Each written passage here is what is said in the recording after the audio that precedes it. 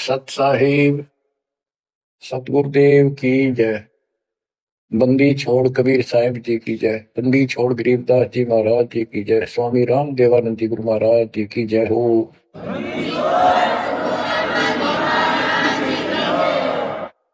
सर्व संतों की जय, सर्व भक्तों की जय, धर्मी पुरुषों की जय।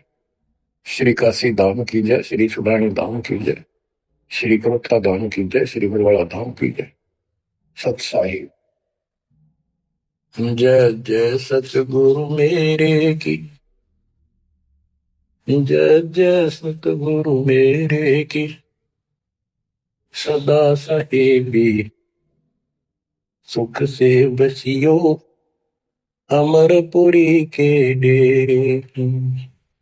जय जय सतगुरु मेरे की जय जय सतगुरु मेरे की।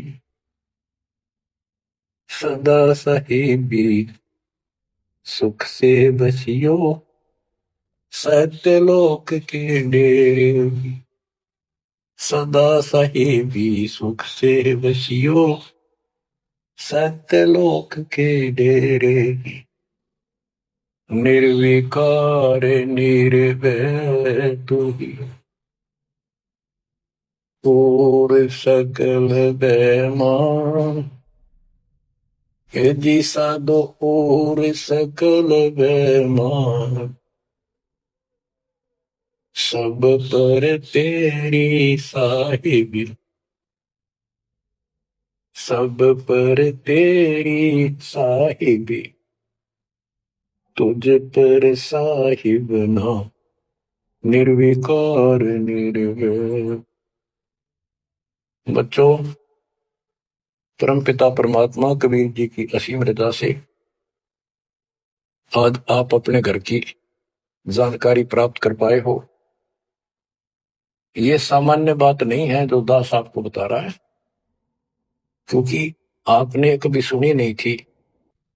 ये बातें कहीं स्वप्न भी नहीं था कि ऐसा भी कुछ है। जब तक इस गंदे लोक में हम जिसको सुख मान रहे हैं, हम आखिरी दुख मानते हैं मृत्यु को, या फिर उस रोग को जो जानलेवा है। बस उसके बाद कितना कष्ट आ जाओ हम उसको दुख नहीं मानते, क्योंकि हम अभ्यस्त हो गए। इस कष्ट को झेलन की आदत बन गई। टांग कट जा, हाथ कट जा, टूट जा, फिर भी हम जीने की आशा करते।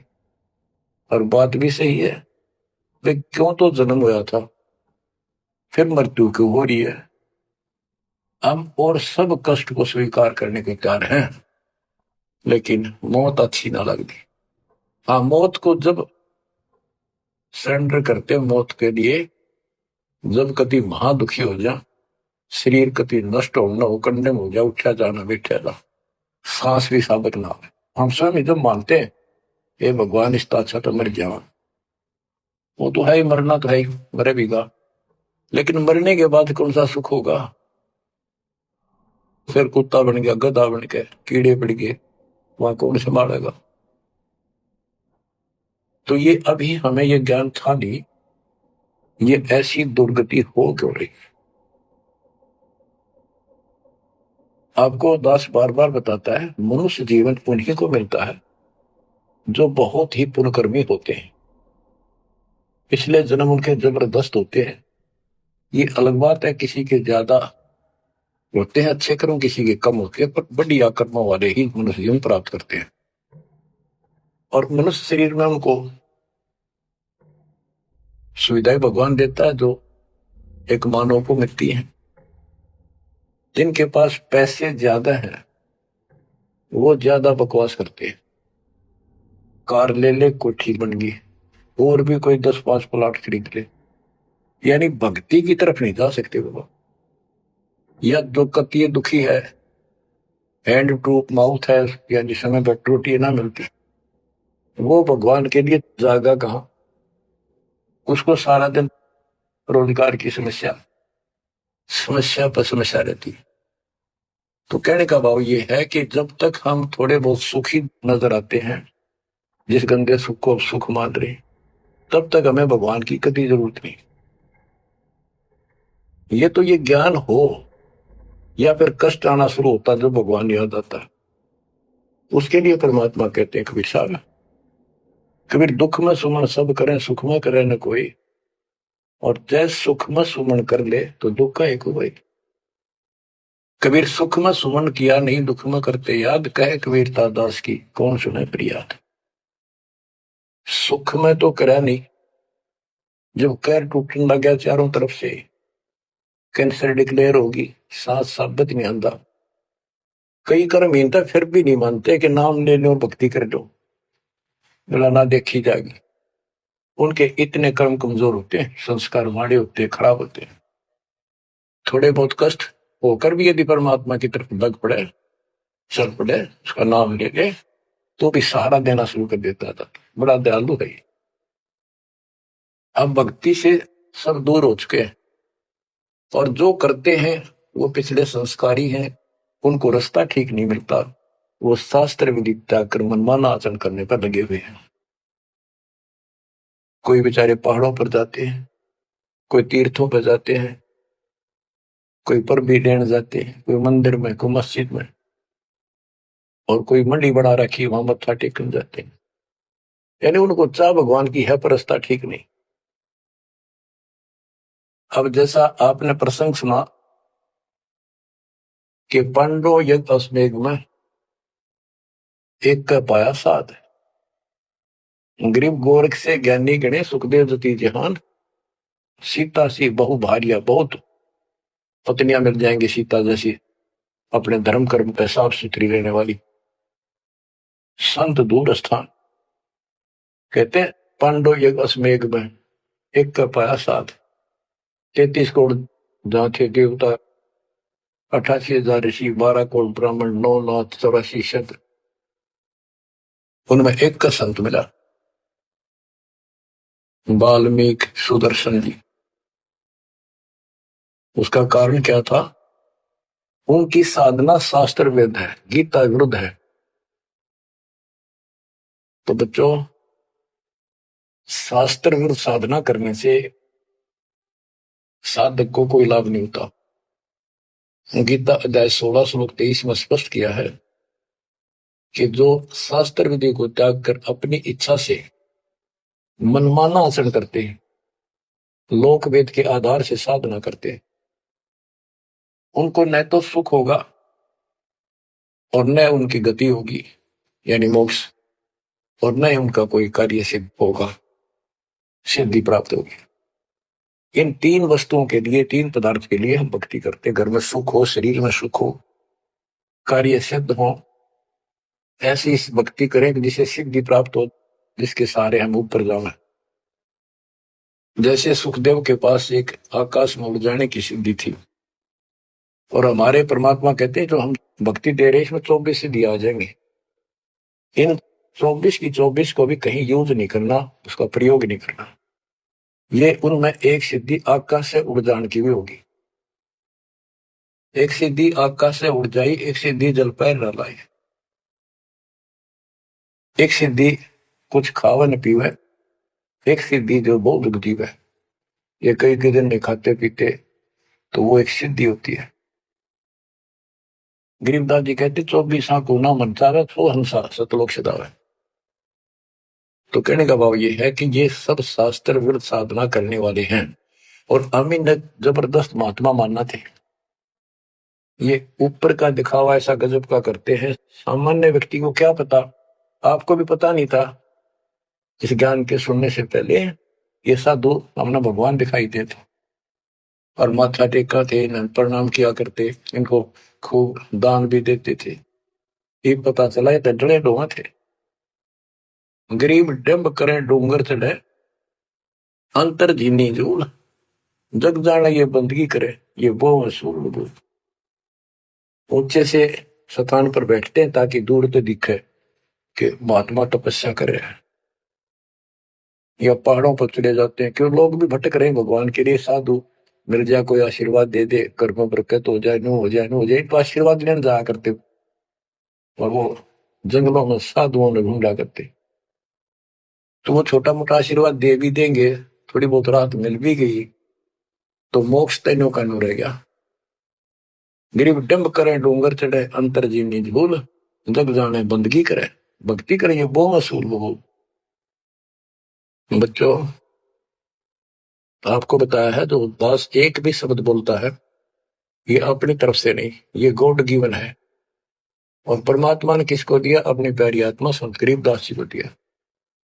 उनके द्वारा अमर ज्ञान लिखवाया गया है, वो आपको सुना रहा है दास।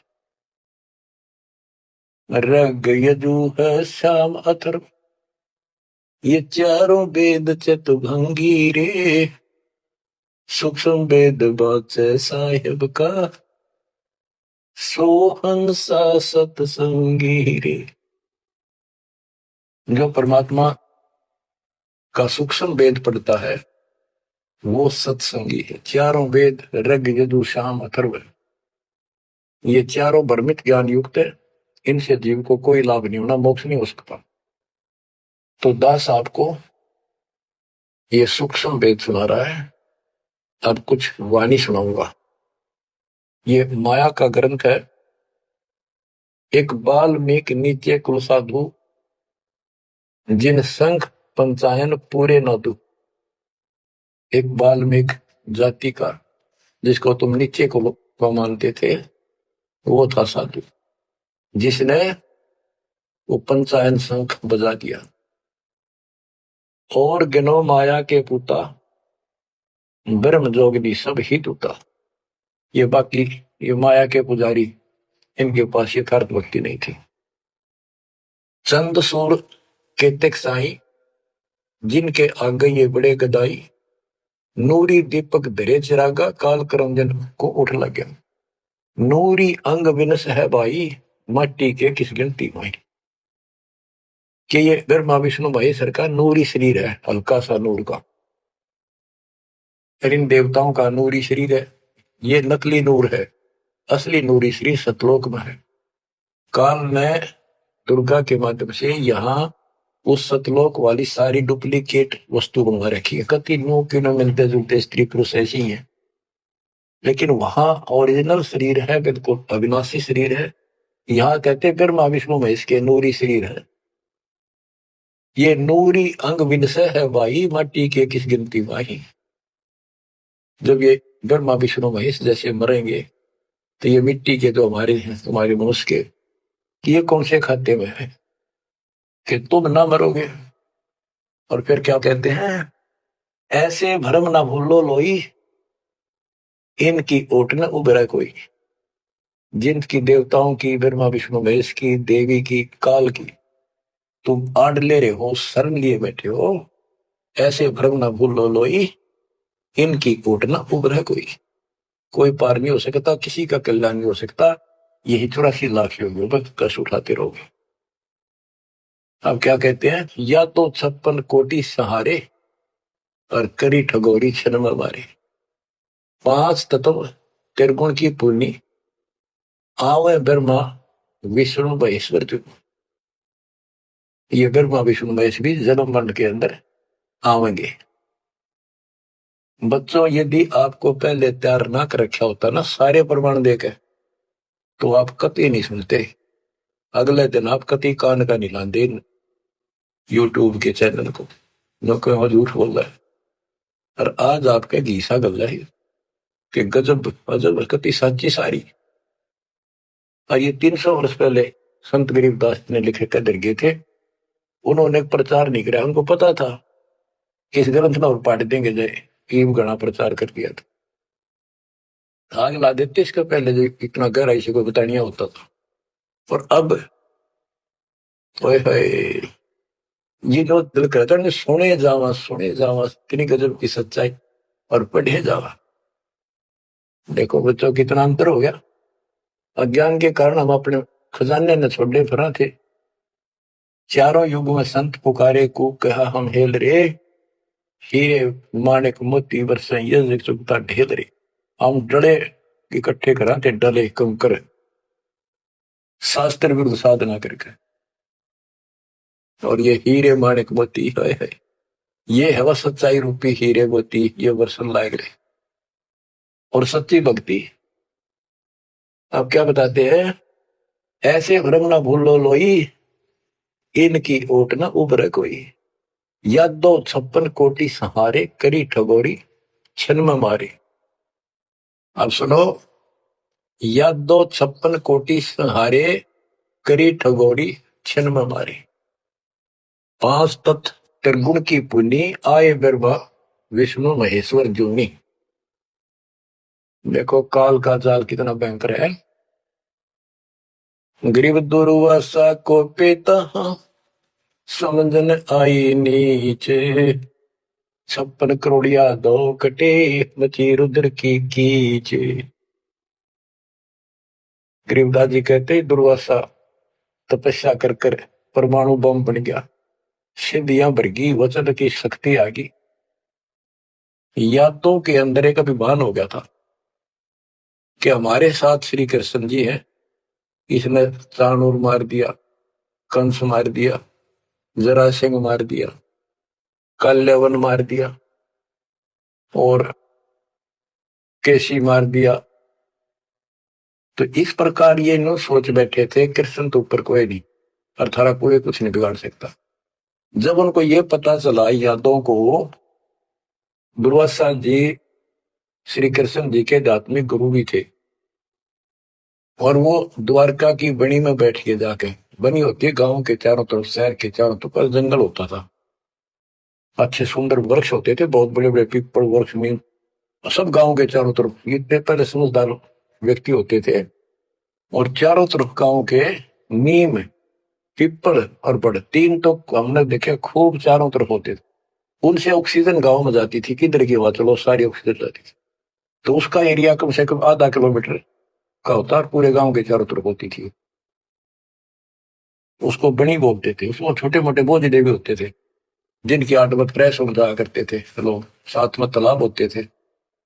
तो क्या बताते हैं कि बनी में बैठ गया दुर्वासा जी आके, और द्वारका के अंदर ये बात फैल गई कि दुर्वासा जी बड़े पहुंचे हुए संत ऋषि हैं, भूत भविष्य वर्तमान की तीनों काल की जानते हैं।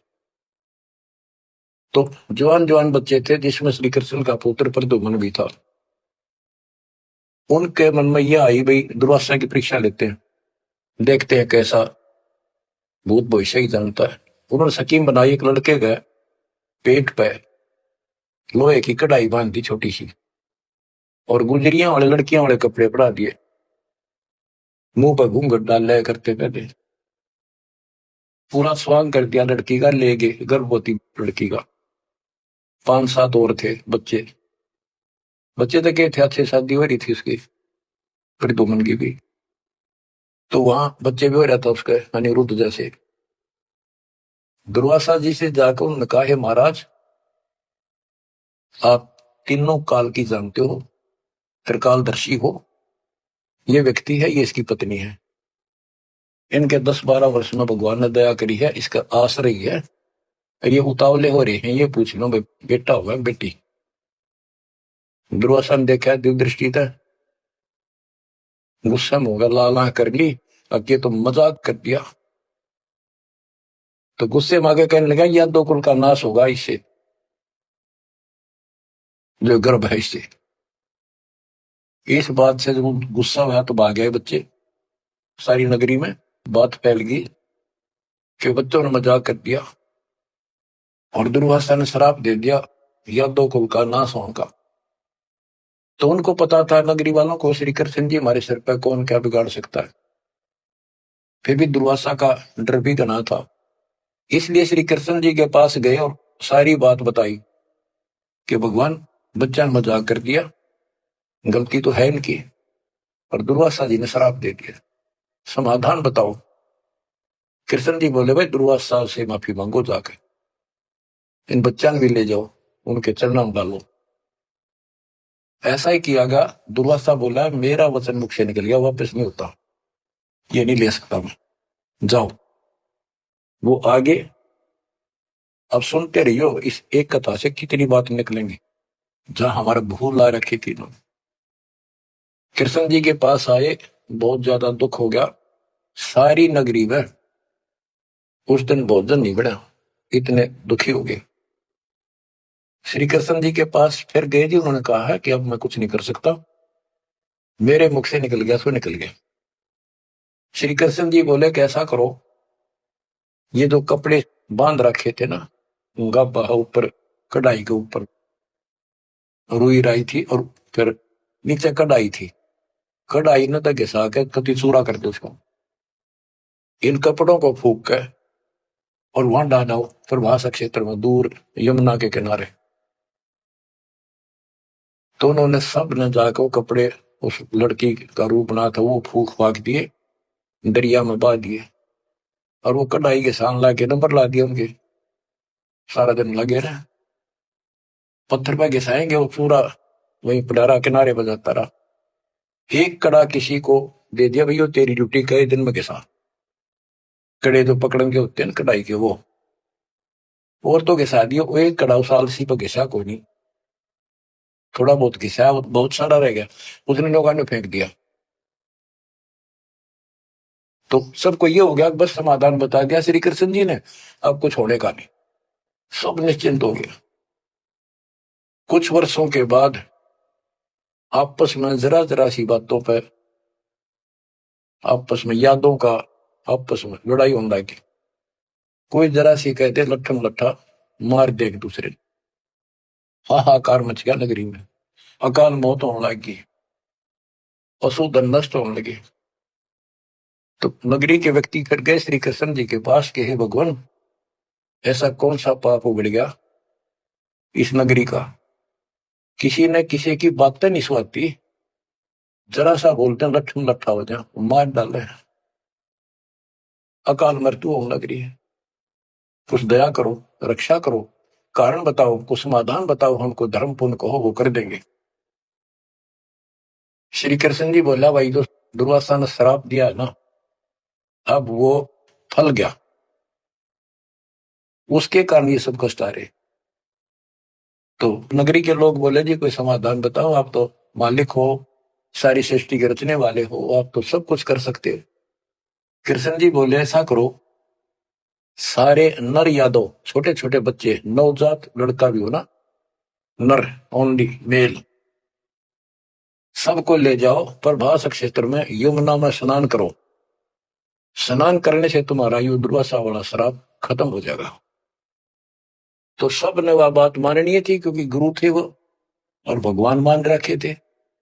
सब नवजात शिशु उस दिन भी जन्म हुआ था उस लड़के को मिलेगी, और वहां जाके स्नान करने लगे।